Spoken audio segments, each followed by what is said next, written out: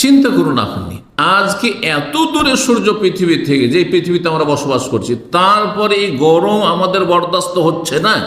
গরম থেকে বাঁচার জন্য বিভিন্ন মাধ্যম সেগুলি আমরা ব্যবহার করছি। আল্লাহ নিয়ামত দিয়েছেন। সেই দিন হাসরের মাঠে কি হবে চিন্তা করেছেন? কোনদিন চিন্তা করেছেন হাসরের মাঠে সূর্য কত দূরে হবে?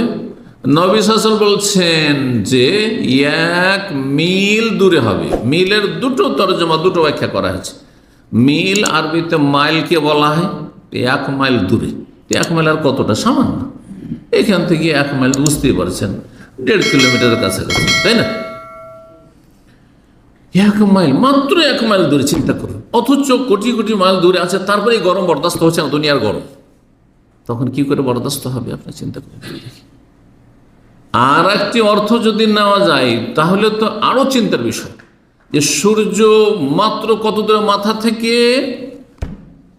ওই যে আপনার সুরমা দানি আছে, সুরমার পাত্র দেখেছেন তো, যেটা দিয়ে সুরমা উঠায়, ওই যে খড়ি, সেটা একটা আঙুলের এই এতটুকু নয়, হয়তো এতটুকু দূরত্বে।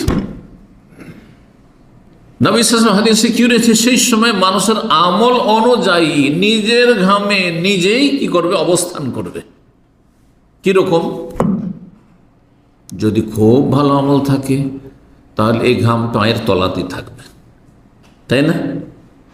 অথচ পাশে কেউ হাবুডুবু করছে। আর যত আমল খারাপ হবে, যত পাপ হবে, যত ফরজ ওয়াজিবে ঘাটতে হবে, তত আপনার ঘামে ডুবতে থাকবেন।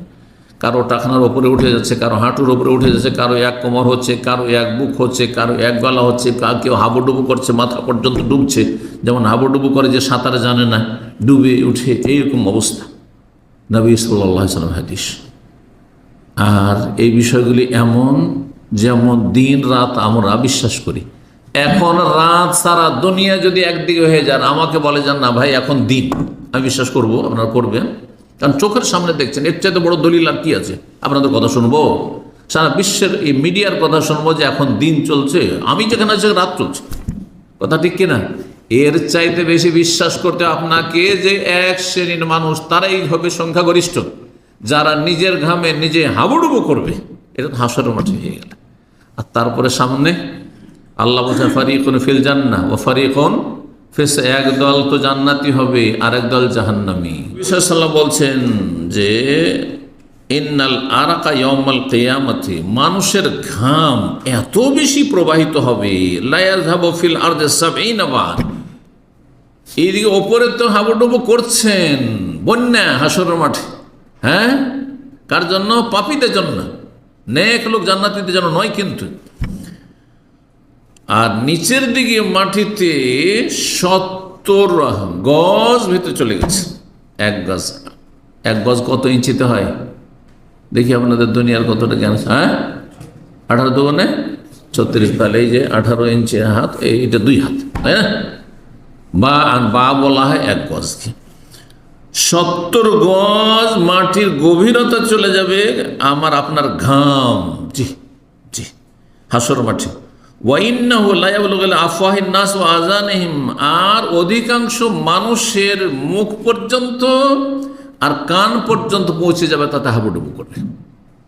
নদীতে নেমেছেন, পুকুরে নেমেছেন, নামতে নামতে নামতে যখন আপনি এই মুখ পর্যন্ত নেমে গেলেন, কান পর্যন্ত ডুবে যাচ্ছে, তখন সাঁতার না জানলে আপনি আর থেকে আপনার জন্য বেঁচে ফিরে আসার সম্ভাবনা কম। জি, পক্ষান্তরে এইরকম পরিস্থিতি, যেটা বললাম একটু কথা প্রসঙ্গে, যে এত যে সেখানে ভয়াবহতা থাকবে হাসরের মাঠে, তারপর হাসরের মাঠে এক শ্রেণীর ভাগ্যবান যারা রয়েছেন, তাদের জন্য আল্লাহ রাব্বুল আলামিন এত আরামদায়ক জীবনযাপনের ব্যবস্থা রাখবেন। সেই হাদিসটি স্মরণ করিয়ে দিই।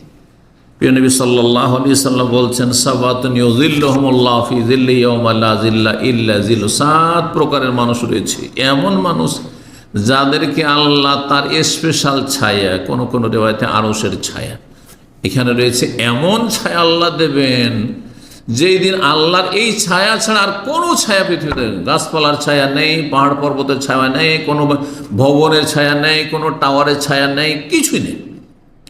ইয়াউমা লা যিল্লা ইল্লা যিল্লুহু, সেই দিন আল্লাহ 7 প্রকারের মানুষকে এই ছায়ায় জায়গা দেবেন। ভাগ্যবান ও সব লোকেরা। কারা তারা? আজকালকার রাজা বাদশাহ, রাষ্ট্রপতি, প্রধানমন্ত্রী, হ্যাঁ, যারা অধনকু পয়সাওয়ালা, আর যারা পৃথিবীর যারা সেলিব্রিটি, তারা না না না না। সেখানে আল্লাহর কাছে মাপকাঠি হচ্ছে ঈমান এবং নেক আমল। কে কত বেশি ঈমানদার ছিল, কে কত বেশি সৎকর্মশীল ছিল।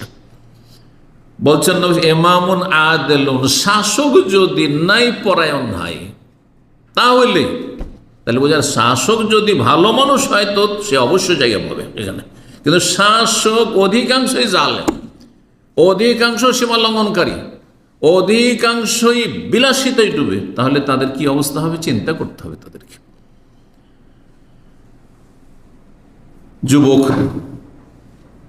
যুবকের কোনো চিন্তা থাকে না, কারণ বাপের হোটেলে খাচ্ছে, মা পাকাচ্ছে, আর বাপ খরচ করেছে আরামে, ঘরে বাইরে লেখাপড়া যেখানে যাবে খরচের ওর কোনো চিন্তা নেই। ওর চিন্তা যে কি খরচ করব, শুধু কোথাতে পয়সা, ওই চিন্তাই নেই, তাই না? কখন চিন্তা? যখন কাঁধে দায়িত্ব পড়েছে এখন সংসারের, তখন। ওয়াশাবুন নাশা ফি ইবাদাতিল্লাহ, এমন যুবক যে সবসময় আল্লাহর ইবাদতে তার প্রতিপালন, ছোট থেকে আল্লাহর ইবাদতবন্দি করে আসছে। 7 বছর থেকে ট্রেনিং নিয়েছে, 10 বছর ট্রেনিং করে সাবালক হওয়ার আগেই সে 5 ওয়াক্ত নামাজি হয়ে গেছে। নিয়মিত সে রমজান মাসের সিয়াম পালন করেছে, আর আল্লাহর হক আদায় করেছে, হারাম থেকে বেঁচে থেকেছে। নাশা ফি ইবাদ, আল্লাহর ইবাদতে যার প্রতিপালন হয়েছে, যার যৌবন ভালো, তার সব ভালো। এমন লোক খুব কম পাবেন যে যৌবন কালে সে খুবই ভালো মানুষ ছিল, খুব ভালো ছেলে ছিল, আর 25-30 বছর হওয়ার পরে খারাপ হয়ে গেছে। খুব কম পাবেন, এটা বিরল। কারণ এই সময়টা খুব মারাত্মক সময়। ওয়ারাজুলুন কালবুহু মুআল্লাকুন বিল মসজিদ, এমন মানুষ যার অন্তর মসজিদে সবসময় লাগা আছে। কখন যাব মসজিদ, কখন আজান হবে, কখন নামাজটা আদায় করবো, কখন জাগবো, মসজিদে গিয়ে জামাত ধরব, ফজরে হোক আর অন্য কোনো সময় হোক। মসজিদে বের হলে আমার মসজিদে চিন্তা আছে, এই নয় যে ব্যাস জমায় গেলাম আবার সামনে সপ্তাহে, তাদের জন্য মোটেই না। আর কি, গুনার জন্য রাস্তা উন্মুক্ত। আজকাল এমন এমন জামানায় আমরা, ফিতনার জামানায়, যে পাপের রাস্তা কি প্রশস্ত, উন্মুক্ত। পাপ করতে চান, কেউ কিছু বলবে না। কিন্তু যত বেশি আপনি ঈমান আমল ভালো করবেন, তত শত্রু বেড়ে যাবে, তত ক্ষয়ক্ষতি করার চেষ্টা করবেন, তত বেশি অসহায় নিঃসঙ্গ হয়ে যাবেন, সব সঙ্গ ছেড়ে দেবেন।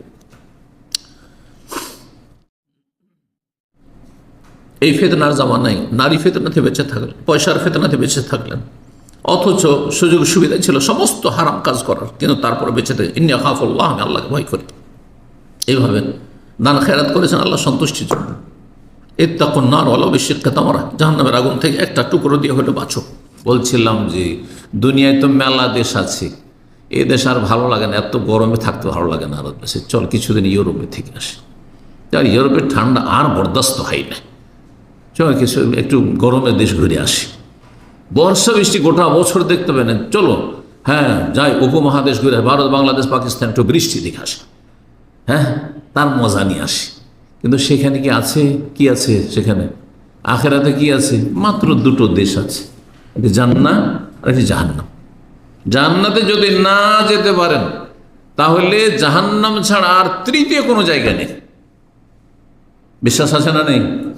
আপনাকে ওইভাবে বিশ্বাস করতে হবে যেমন আপনি বিশ্বাস করছেন, আপনার চোখে দেখেছেন আমি এখন বেঁচে আছি, তাহলে আপনি মারা গেছেন, বিশ্বাস করবেন নাকি? ওর চাইতে বেশি বিশ্বাস করতে হবে যে সেখানে জান্নাতে না যেতে জাহান্নাম, আর জাহান্নামে স্থায়ী না অস্থায়ী। দুনিয়ার গরমে আগুনে সামান্য কিছুক্ষণ হাত দিতে পারবো না, হ্যাঁ 10 সেকেন্ড 20 সেকেন্ড হাত দিয়ে রাখতে পারবেন না, জ্বলে যাবে না। তাহলে আপনি আখেরাতের জাহান্নামের আগুন, এই আগুনের তাপ কতটা? হ্যাঁ 70 ভাগ করে, হ্যাঁ 70 ভাগ করে 1 ভাগ, আচ্ছা দুনিয়া রাখো, তাহলে 70 ভাগ কমিয়ে 70 ভাগকে কমাতে কমাতে কমাতে তার একটা অংশ শুরু, একটা অংশ এই দুনিয়ায় রাখা হয়েছে, যে আগুন দিয়ে আমরা আমাদের প্রয়োজন পুরা করছি। নবী সাল্লাল্লাহু আলাইহি ওয়াসাল্লাম সহিহ হাদিস।